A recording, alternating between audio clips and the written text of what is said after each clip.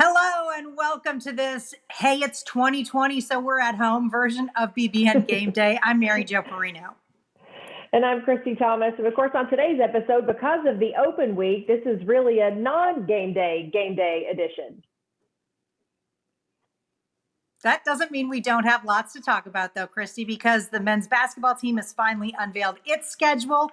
We'll break that down. And of course, we'll talk about the football team's much needed week of rest. But because of the pandemic, it's taken so long for us to get the schedule. But now we finally have a roadmap to what the men's season will look like. We've talked about the non-conference schedule. It is now official, though. Of course, I say that, and it's subject to change because COVID-19 still exists.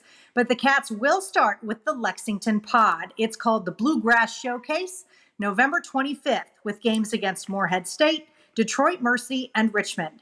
On December 1st, Kentucky plays Kansas in the Champions Classic. The location on that one is yet to be determined. On December 6th, it's Holiday Hoopsgiving in Atlanta versus Georgia Tech. December 12th, UK will host Notre Dame. On the 19th, they're in Cleveland to play UCLA in the CBS Sports Classic. Their first true road game comes December 26th when they face Louisville at the Yum Center. And on January 30th, the Cats will play Texas in the Big 12 SEC Challenge. So here's what we've really been waiting for, UK's SEC schedule. It begins on December 29th with South Carolina.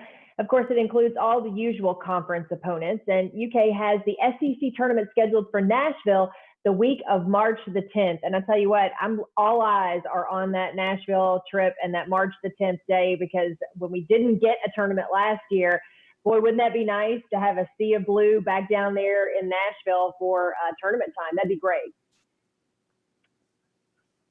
Well, that's when it all ended. I was in Nashville last year getting ready to cover the Cats. And boom, the whole world changed at that point. I do want to mention that in that SEC schedule, of course, Kentucky plays 2 games home and home with their 3 always 2-game opponents, Florida, Vandy, and Tennessee. But this year we will also play Auburn and Alabama twice. All right, UK has also released the official plan for Yes, UK has released that official plan for Rupp Arena now. As expected, the capacity will be up to 15%, but that number does include game participants, essential personnel, media, and just a limited number of fans. A complete list of the new game day regulations will be available soon at the UK Athletics Game Day website.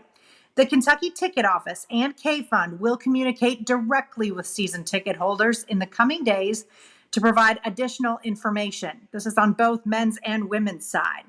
Tickets will be sold in season packages, and K-Fund priority rankings will determine the order for ticket assignments. Details about student ticketing will be communicated once those plans are finalized, and those tickets will be issued on a single game basis.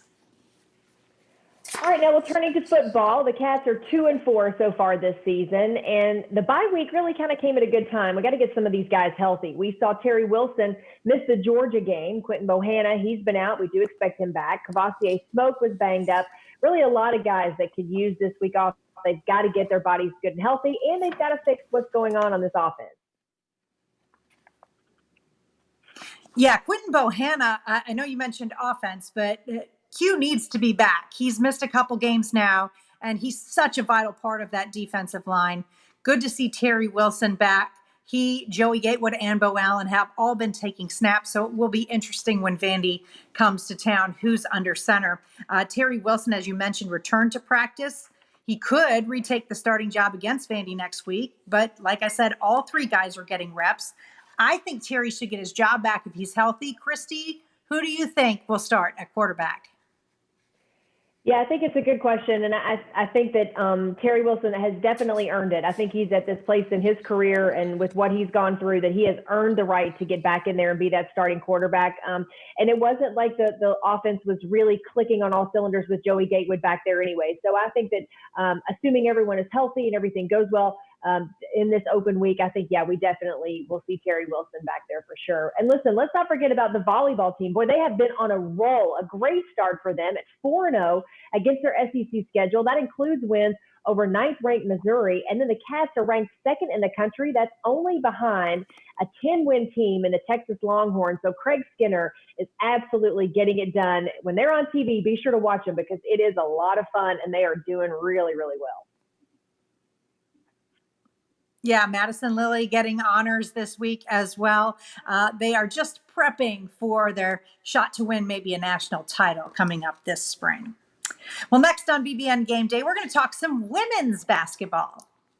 Coach Matthew Mitchell talks about his off-season health scare and what we can expect to see from this year's Cats. That's coming up.